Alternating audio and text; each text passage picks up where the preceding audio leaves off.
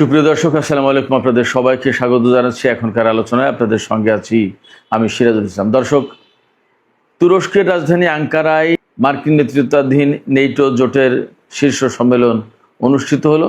সেখানে আজকে দ্বিতীয় দিনে ডোনাল্ড ট্রাম্প ইরানের সাথে যুদ্ধবিরতির যে চুক্তি বা 14 দফার যে সমঝোতা চুক্তি সই হয়েছিল তা শেষ হয়ে যাওয়ার কথা তিনি বলেছেন। এরপরে তিনি আরও বেশ কিছু গুরুত্বপূর্ণ কথা বলেছেন যেগুলো খুবই উদ্বেগজনক। তিনি বলেছেন আজ রাতে ইরানের উপর আরও হামলা হতে পারে এবং তিনি বলেছেন যে খুবই মৌলিক গুরুত্বপূর্ণ অবকাঠামো যেমন বিদ্যুৎ এবং পানি শোধনাগারের উপর হামলা হতে পারে। এরপরে ইরানের যে তেল রপ্তানির প্রধান কেন্দ্র খার্ক দ্বীপ তার উপরে গত রাতে হামলা চালিয়েছে এবং আজকে আবার হামলা চালাতে পারে। এরপরে তিনি সরাসরি ঘোষণা দিয়েছেন হরমুজ প্রণালী এলাকায় আবার আমেরিকা নৌ ব্লকেড শুরু করতে পারে। সবার জাহাজ চলতে পারবে, ইরানের জাহাজ চলতে পারবে না। এছাড়া এরই মধ্যে ইরানের উপর কিন্তু তেল নিষেধাজ্ঞা আরোপ করেছে, অর্থাৎ ইরানের তেলের উপর থেকে নিষেধাজ্ঞা প্রত্যাহার করে নিয়েছিল গত 17 জুন 14 দফা সমঝোতা সই হওয়ার পর, কিন্তু সেই নিষেধাজ্ঞা আবার বহাল করলো। তার মানে দাঁড়াচ্ছে ইরান কিন্তু এখন আর তেল বিক্রি করতে পারবে না। এরই মধ্যে হরমুজ প্রণালীতে একেবারেই তেল ট্যাঙ্কার চলাচল, তেলবাহী জাহাজ চলাচল কমে গেছে। যেখানে চুক্তি সইয়ের পর গড় পড়তা 32টি করে জাহাজ চলছিল, সেখানে আজকে মাত্র 4টি জাহাজ চলেছে। এর একেবারেই স্বাভাবিক প্রতিক্রিয়া পড়েছে তেলের বাজারের উপরে। তেলের বাজারে গড় পড়তা ব্রেন্ট ক্রুড এবং ওয়েস্টার্ন টেক্সাস ইন্টারমিডিয়েট, যেটা এই দুটো মিলে গড় পড়তা শতকরা 5 ভাগ দাম বেড়েছে। তার মানে পরিস্থিতি আবার অনেক বেশি উত্তপ্ত। শুধু উত্তপ্তই না, যেখানে মার্কিন প্রেসিডেন্ট ডোনাল্ড ট্রাম্প আজকে ইরানের উপরে নতুন করে হামলা চালানো হবে এবং হামলা আগের চেয়ে শক্ত হবে, কঠোর হবে, তখন ইরানের পক্ষ থেকে কি বলা হচ্ছে? ইরানের প্রেস টিভি জানিয়েছে একটি নিরাপত্তা সূত্রের বরাত দিয়ে যে ইরান এই নীতি গ্রহণ করেছে, আমেরিকা যদি একটা জায়গায় হামলা চালায় তাহলে ইরান দুটো লক্ষ্যবস্তুতে হামলা চালাবে, অর্থাৎ আমেরিকা যে মাত্রায় হামলা চালাবে তার ডাবল হামলা চালাবে ইরান। এটা ইরানের এই মুহূর্তের নীতি। বাস্তবতা হচ্ছে ইরান যখন তার সর্বোচ্চ নেতাকে জানাজা এবং দাফনের চূড়ান্ত প্রস্তুতি নিচ্ছে, অর্থাৎ আগামীকাল দাফন, সেই মুহূর্তে আমেরিকা ইরানের উপর নতুন করে যুদ্ধ চাপিয়ে দেওয়ার ব্যবস্থা পাকাপোক্ত করছে। এখানে সবচেয়ে বড় প্রশ্ন হয়ে দেখা দিয়েছে, এই যুদ্ধ কি ছোটোখাটো পর্যায়ে থাকবে নাকি ইসরায়েল জড়িয়ে যাবে এবং বড় রকমের সংঘাত শুরু হবে? পিট হেগসেথের ইসরায়েল সফর বাতিল করা কিন্তু একটা গুরুত্বপূর্ণ ইঙ্গিত। সুপ্রিয় দর্শক, এখন আমি এই সমস্ত বিষয় নিয়ে বিস্তারিত আলোচনা করব। বিশেষ করে ইরানের যে সামরিক প্রস্তুতি এবং ডোনাল্ড ট্রাম্প যে কিভাবে হামলা চালাতে চাইলেন, এই সমস্ত বিষয় নিয়ে আমি একদম ডিটেলস আলোচনা করার চেষ্টা করব। এর পাশাপাশি তেলের বাজার এবং আন্তর্জাতিক বাজার কোথায় যাচ্ছে, কি হতে যাচ্ছে, আবার বিশ্ব অর্থনীতি, সেই বিষয়গুলো আমি খুঁটিয়ে খুঁটিয়ে তুলে ধরার চেষ্টা করব। আশা করি আপনারা শেষ পর্যন্ত সঙ্গে থাকবেন।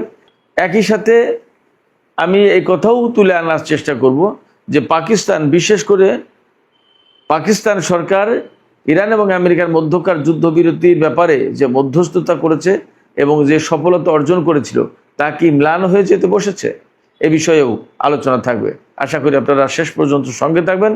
আর ভিডিও যদি ভালো লাগে তাহলে লাইক, কমেন্ট, শেয়ার করবেন এবং চ্যানেলটি সাবস্ক্রাইব করে সাথেই থাকবেন। দর্শক, চলুন মূল আলোচনায় চলে যাই। মূল আলোচনার শুরুতে আমি বলি, তুরস্কের আঙ্কারায়, রাজধানী আঙ্কারায় গতকাল থেকে মার্কিন নেতৃত্বাধীন নেটো জোটের শীর্ষ সম্মেলন শুরু হয়েছে। এই সম্মেলনে নানা রকমের কথা হয়েছে। এই সম্মেলনে তুরস্ক আমেরিকার কাছে দাবি করেছে যে তাদের কাছে F-35 জঙ্গি বিমান বিক্রি করতে হবে, কারণ তাদের টাকা দেওয়া রয়েছে এবং তুরস্ককে আমেরিকা দিতে চেয়েছিল। সেই চুক্তি করে, ওয়াদা দিয়ে, প্রতিশ্রুতি দিয়ে কেন দেবে না, এরকম কথা বলেছে। এই ব্যাপারে ইসরায়েলের প্রধানমন্ত্রী বেনিয়ামিন নেতানিয়াহু বলেছে যে না, তুরস্ককে F-35 যুদ্ধ বিমান দেওয়া যাবে না, কারণ তুরস্ক আমেরিকার সেই মানের বন্ধু না, ততটা বিশ্বস্ত বন্ধু নয়। তার মানে মাঝে মাঝে যে দোকান ইসরায়েলের প্রধানমন্ত্রী বেনিয়ামিন নেতানিয়াহুকে কিছু লক্ষ্য করে কিছু সমালোচনামূলক বক্তব্য দেয়, এই কারণে এরদোগান একদম পরীক্ষায় পাশ করা বন্ধু না। যদিও ইসরায়েলের সাথে তুরস্কের সব ধরনের মোটামুটি লেনদেন চলে, তারপরেও তুরস্ক ইসরায়েলের বা আমেরিকার পরীক্ষিত বন্ধু হতে পারেনি এখনো, কিন্তু এরদোগান এখনো নেটো জোটে থাকেন।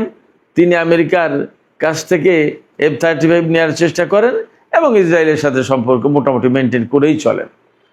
যাই হোক মধ্যপ্রাচ্য এবং সিরিয়ার পরিস্থিতি কি করে দিয়েছে আপনারা তো সবাই জানেন। সেখানে এই যে আল সারাকে বা জোলানি, তাকে ক্ষমতায় আনিয়ে কি অবস্থা করছে, এবং ইসরায়েল তো সিরিয়াকে প্রায় পুরোটাই কন্ট্রোল করার অবস্থায় চলে গেছে।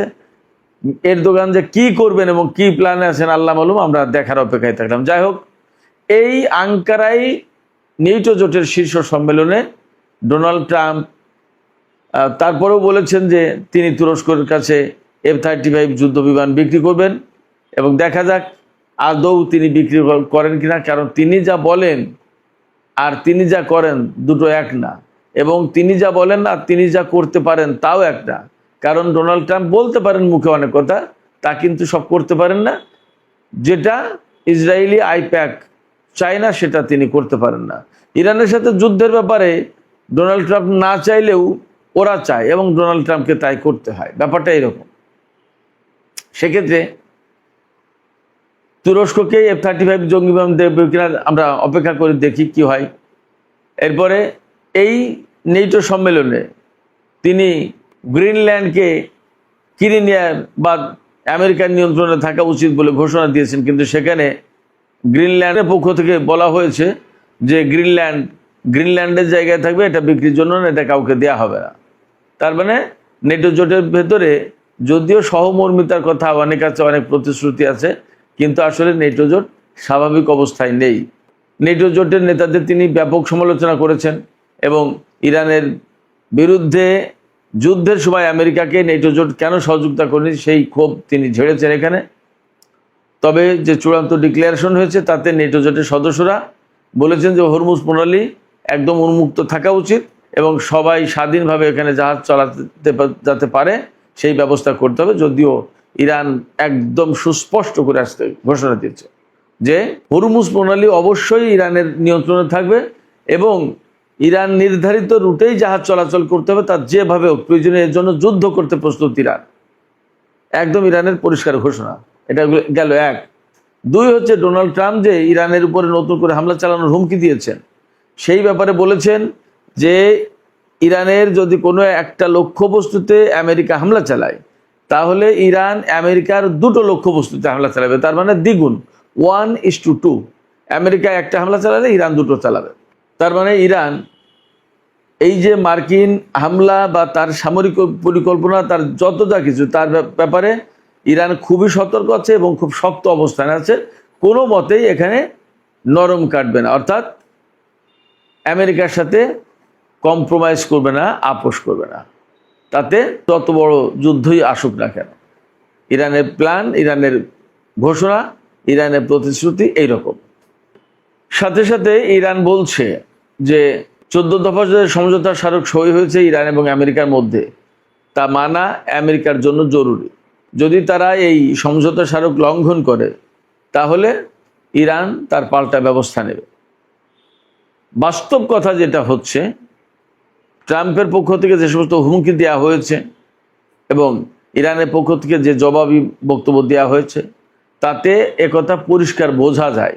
আমি সবসময় বলে আসি, আমেরিকার সাথে ইরানের বা ইরানের সাথে আমেরিকার যে দ্বন্দ্ব, ইসরায়েলের সাথে ইরানের যে দ্বন্দ্ব, এই দ্বন্দ্ব আসলে কোনো কূটনীতি দিয়ে মীমাংসা হওয়ার মতো দ্বন্দ্ব না। এটা একেবারে ভেতরগত দ্বন্দ্ব, আদর্শিক দ্বন্দ্ব, এবং বলা যায় যে জন্মগত দ্বন্দ্ব। সেই দ্বন্দ্ব কেন? সেই দ্বন্দ্ব যে কয়টা কারণে, তার একটা কারণ হচ্ছে যে ইসরায়েল হচ্ছে আল আকসা দখলকারী একটা দেশ, আল কুদস দখলকারী একটা দেশ। ফিলিস্তিনিদের উচ্ছেদ করে দিয়ে ভূমি জবরদখল করে একটা ইহুদি রাষ্ট্র প্রতিষ্ঠাকারী একটা দেশ। এরপরে আমেরিকা সেই শক্তিকে পেট্রোনাইজ করে এবং সেই শক্তিকে এই মধ্যপ্রাচ্যে আপার হ্যান্ডে তুলে তাকে দিয়ে মধ্যপ্রাচ্য কন্ট্রোল করায়। মধ্যপ্রাচ্যের কোনো দেশকে শান্তিতে থাকতে না দিয়ে ইরানের বিরুদ্ধে ম্যাক্সিমাম আরব কান্ট্রিকে লাগিয়ে দিয়েছে। এগুলো ইরানের অভিযোগ বা প্রেক্ষাপটটা এইরকম। সেক্ষেত্রে ইরানের সাথে ইসরায়েল বা আমেরিকার যে সমস্ত দ্বন্দ্ব, এ শুধু একটা বা 2টা কূটনৈতিক বৈঠকে শেষ হবে, এটা ভাবার কোনো কারণই নেই। এটা প্রকৃতপক্ষে পরমাণু বিষয় নিয়ে মূল দ্বন্দ্ব না, তেল গ্যাস খনিজ সম্পদ এ সমস্ত নিয়ে মূল দ্বন্দ্ব না। সবচেয়ে বড় যে দ্বন্দ্ব, আসল যে জায়গা, সেটা হচ্ছে আদর্শিক। অর্থাৎ ইরানে ইসলামী বিপ্লবী সরকার থাকবে কিনা, ইরানে ইসলামী বিপ্লব টিকে রাখা হবে কিনা, এইগুলো হলো আমেরিকা এবং ইসরায়েলের মূল প্রশ্ন। আর ইরানের প্রশ্ন হচ্ছে এগুলো তো থাকবেই, এইগুলো নস্যাৎ যারা করতে আসবে তাদের এগেনস্টে ইরানের চূড়ান্ত লড়াই হবে, যুদ্ধ হবে। তারা সেইভাবেই সামরিক দিক দিয়ে প্রস্তুতি নিয়েছে। আজ বছরের পর বছর, যুগের পর যুগ কত দেশের সাথে দ্বন্দ্ব সংঘাত হয়, আবার কিন্তু মীমাংসা হয়ে যায়, মিলে যায়। কিন্তু ইরানের সাথে এই মীমাংসা বা মিলে যাওয়ার কিন্তু প্রশ্ন এই পর্যন্ত আসেনি, বরং দিন দিন দিন দিন সেগুলো শক্ত হতে হতে হতে এখন চূড়ান্ত বিস্ফোরণ ঘটেছে। এবং আমি সেই কারণে বলি যে আমেরিকার সাথে ইরানের যে চুক্তি সমঝোতা হয়েছে, এগুলো দিয়ে আমরা আশা করি যে দুনিয়ায় শান্তি আসুক, শান্তি চুক্তি হোক, স্থিতিশীলতা ফিরে আসুক, মানুষ নিরিবিলি বসবাস করুক, আন্তর্জাতিক বাজার স্থিতিশীল হোক, সব কিছু ঠিকঠাক হোক। কিন্তু বাস্তবতা হচ্ছে এর পেছনে যে কথা থেকে যায় সবসময়, অন্তত আমার মনের ভেতরে যে কথা থাকে, সেটা হচ্ছে এই আমেরিকার সাথে ইসরায়েলের সাথে ইরানের মীমাংসা হবে না, এবং যা কিছু হওয়ার তা চূড়ান্ত যুদ্ধের ভেতর দিয়েই হওয়ার সম্ভাবনা যথেষ্ট বেশি। ফলে এই যে মাঝখানে যে যুদ্ধবিরতি সমঝোতা স্মারক, আবার 60 দিনের ভেতরে নতুন পূর্ণাঙ্গ চুক্তি, ইরানের উপর থেকে এটা সেটা বহু কিছু করবে, আসলে বাস্তবতা হচ্ছে এগুলো বলে কিন্তু করবে না। করলে ইরান শক্তিশালী হবে। সমঝোতা স্মারকের যতগুলো দফা আছে তার প্রত্যেকটা দফা বাস্তবায়ন করলে ইরান লাভবান হবে, ইরান শক্তিশালী হবে। এটা কোনো মতেই ইসরায়েল হতে দেবে না, ইসরায়েল চায় না। সেক্ষেত্রে ডোনাল্ড ট্রাম্প এখন যে ঘোষণা দিচ্ছেন যে ইরানের উপরে আরও কঠোর হামলা হতে পারে, আজ রাতেই হামলা হবে, ইরানের যে ডিস্যালিনেশন যে প্রজেক্ট সেগুলোর উপর হামলা হবে, অর্থাৎ লবণাক্ত পানি প্রক্রিয়া করে পানযোগ্য করে তোলার যে প্রকল্প তার উপর হামলা করবে। দেখেন, একেবারেই মানবিক ব্যাপার। এইটা কি সামরিক লক্ষ্যবস্তু হওয়া উচিত? তার পানি লবণাক্ত মুক্তকরণের যে প্রজেক্ট, এটা কি সামরিক লক্ষ্যবস্তু হওয়া উচিত?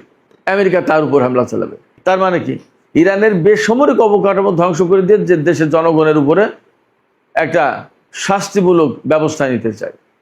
তো যার কারণে ইরানকে অবশ্যই এখানে পাল্টা ব্যবস্থা নিতে হবে। ইরানের উপরে যুদ্ধ চাপিয়ে দেয়া তার মানে ইরানকে মার দেয়া। আমাকে আপনাকে যদি কেউ মারতে আসে তাহলে সেটা অপমান না? এই অপমান কি ইরান চুপচাপ বসে বসে দেখবে, সহ্য করবে? তা মোটেই না। ফলে অনেক বড় যুদ্ধ আবার শুরু হওয়ার আশঙ্কা তৈরি হলো, এবং এই আশঙ্কাকে সামনে রেখে, মাথায় রেখে ইরান তার প্রস্তুতিটা সেইভাবেই নিচ্ছে। যদিও ইরানের সর্বোচ্চ নেতার জানাজা দাফনের অনুষ্ঠান চলছে, কিন্তু তার যুদ্ধ প্রস্তুতিও কিন্তু থেমে নেই। ইরানের জাতীয় সংসদের স্পিকার বাকের কলিবাফ গতকাল কিন্তু পরিষ্কার করে বলেছেন, ইরানের বিরুদ্ধে যারা এই ধরনের যুদ্ধ চাপিয়ে দেওয়ার চেষ্টা করবে, বা ইরানের সর্বোচ্চ নেতাকে যারা হত্যা করেছে, বা ইরানের জনগণকে যারা হত্যা করেছে, তাদের কাউকেই বিচারের আওতায় আনতে কুণ্ঠাবোধ করবে না। ইরান চেষ্টা করবে তাদেরকে শাস্তির আওতায় আনা হবে। আর ইরানের সামরিক কমান্ডাররা তো বলছেই যে বিন্দু মাত্র ভুল হিসাব নিকাশ করলে আমেরিকাকে তার জবাব পেতে হবে ইরান থেকে। তার মানে নতুন করে আমি একদম পরিষ্কার হচ্ছি, বা আমার দৃঢ় বিশ্বাস হচ্ছে যে আবার আমেরিকা এবং ইরানের সাথে যুদ্ধ শুরু হয়ে যেতে পারে। এবং এই যুদ্ধ শুরু হলে হরমুজ প্রণালী বন্ধ হবে। হরমুজ প্রণালী বন্ধ হলে আবার তেলের বাজার অস্থিতিশীল হবে, গ্যাসের দাম বেড়ে যাবে, আন্তর্জাতিক অর্থনীতি ঝুঁকির মুখে পড়বে, অস্থিতিশীল হবে, স্টক মার্কেটে ধস নামবে। এরপরে আমাদের মতো তৃতীয় বিশ্বের যে সমস্ত দেশ আছে তারা সবচেয়ে বড় বেশি ক্রাইসিসের মধ্যে পড়ে যাবে। আমাদের যে সমস্ত জনশক্তি রয়েছে, বিশেষ করে মধ্যপ্রাচ্যের বিভিন্ন দেশে, তারা ঝুঁকির মুখে পড়বে, তারা কষ্টের মধ্যে পড়বে, এবং তাদের চাকরি, তাদের কর্মসংস্থান নষ্ট হওয়ার সম্ভাবনা বা আশঙ্কা থেকে যাচ্ছে। এছাড়া পাকিস্তান, কাতার বা আরও যে সমস্ত দেশ এই যুদ্ধবিরতির ব্যাপারে মধ্যস্থতা করেছিল, তাদের জন্য এখন মানসম্মানের ব্যাপার হয়ে গেল। কারণ আমেরিকা যখন এই চুক্তি রাখছে না, ভেঙে দিচ্ছে বা ভেঙে দেওয়ার কথা বারবার বলছে, তখন তাদের জন্য একটা প্রেস্টিজের ব্যাপার হয়ে গেল। তারা এত চেষ্টা তদবির করে একটা চুক্তি করলে এবং চূড়ান্ত চুক্তির দিকে যেখানে যাচ্ছিল, সেই জায়গায় আবার এখন নতুন করে যুদ্ধ, এবং ডোনাল্ড ট্রাম্পের পক্ষ থেকে বলা হলো ডিল ইজ ওভার, চুক্তি শেষ। এখন নতুন করে আজকে একদম ঘোষণা দিয়ে ইরানের উপর হামলা চালানোর কথা বলছে। তাহলে এই যে যারা মধ্যস্থতা করেছিল তাদের মুখ থাকে কোথায়? এটা তো প্রেস্টিজের ব্যাপার। এবং পাকিস্তান যে এই যুদ্ধবিরতির চুক্তি করিয়ে মধ্যস্থতা করিয়ে একটা কূটনৈতিক একটা বিশাল সফলতা অর্জন করছিল, এই সফলতা আসলে কেউ কেউ পছন্দ করছে না, এটাও আর একটা বাস্তবতা। এবং যারা যারা পছন্দ করছে না তার ভিতরে একদম সরাসরি বললে ভারত এবং ইসরায়েল আছে। সেক্ষেত্রে ইরান এবং আমেরিকার মধ্যকার এই উত্তেজনা নিয়ে পাকিস্তান এখন একরকমের বাজে অবস্থার ভিতরে পড়েছে, একটা মান সম্মান চলে যায় এরকম একটা অবস্থার ভেতরে পড়েছে। সুপ্রিয় দর্শক, চলমান যে পরিস্থিতি, সেই পরিস্থিতিতে এখন আসলে খুব বেশি কিছু করার নেই। তবে একটা কাজ করা যায়, রাশিয়ার প্রেসিডেন্ট ভ্লাদিমির পুতিনের সাথে মাঝে মাঝেই ডোনাল্ড ট্রাম্প আলোচনা করেন এবং পুতিনের কথা বেশ শোনেন। পুতিন এবং চীন যদি ডোনাল্ড ট্রাম্পকে চেপে ধরে তাহলে চুক্তি বাস্তবায়ন করতে বাধ্য হবে এবং নতুন করে আর যুদ্ধের আশঙ্কা তৈরি হয় না। তবে তারা করবেন কিনা সেটা নিয়ে আমার সন্দেহ আছে। এই কারণে আমি সবসময় বলি যে প্রেসিডেন্ট পুতিন এই এককেন্দ্রিক বিশ্ব ব্যবস্থাকে পরিবর্তন করে দেওয়ার জন্য, বদলে দেওয়ার জন্য একটা বিশেষ মিশন পরিচালনা করছেন। তার সাথে যুক্ত আছে ইরান এবং চীন। সেক্ষেত্রে ডোনাল্ড ট্রাম্প যত ভুল করবে, যত যুদ্ধ করবে, যত মিসক্যালকুলেশন করবে, যত ইরানের সাথে দ্বন্দ্বে যাবে, ততই এই এককেন্দ্রিক বিশ্ব ব্যবস্থা পরিবর্তনের প্রক্রিয়া গতিশীল হবে। সেক্ষেত্রে প্রেসিডেন্ট পুতিন আসলে ডোনাল্ড ট্রাম্পকে থামাতে চাইবেন কিনা সেটা একটা ব্যাপার। যদি ডোনাল্ড ট্রাম্পকে থামাতে চাইতেন তাহলে ডোনাল্ড ট্রাম্প ক্ষমতা আসার পর ইউক্রেনের যুদ্ধও কিন্তু বন্ধ হয়ে যেত, কিন্তু তা হয়নি।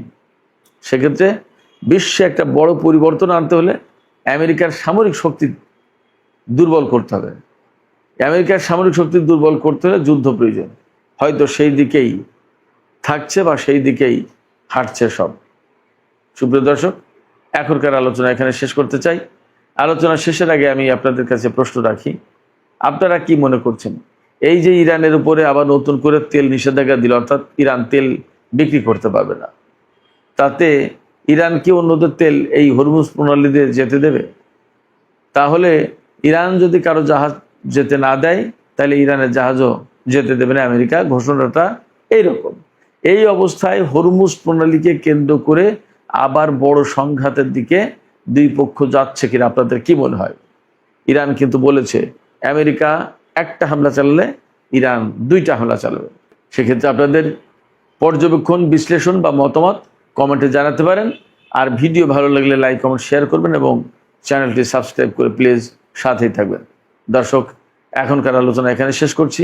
আপনারা সবাই অনেক অনেক ভালো থাকুন। আল্লাহ হাফেজ।